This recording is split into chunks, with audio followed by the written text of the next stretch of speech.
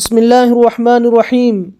سوال یہ آیا ہے کہ ایک شخص نے اپنی آنکھ کا آپریشن کروایا ہے، ڈاکٹروں نے منہ دھونے سے سختی کے ساتھ منع کر دیا ہے، اب اس کے لیے وضو اور نماز کا کیا حکم ہے؟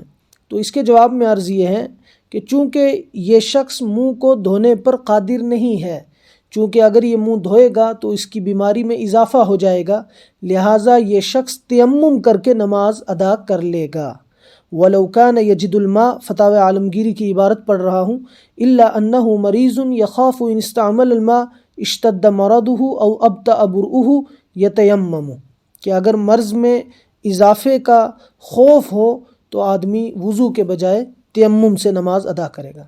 ہاں، اگر صورتحال ایسی ہے کہ سوکھا ہاتھ بھی پھیرنے سے ڈاکٹرز نے منع کر دیا ہو تو اب اس شخص کو تیمم کرنے کی بھی ضرورت نہیں ہے، بغیر وضو اور تیمم کے معذوری اور مجبوری میں یہ شخص نماز ادا کر سکتا ہے۔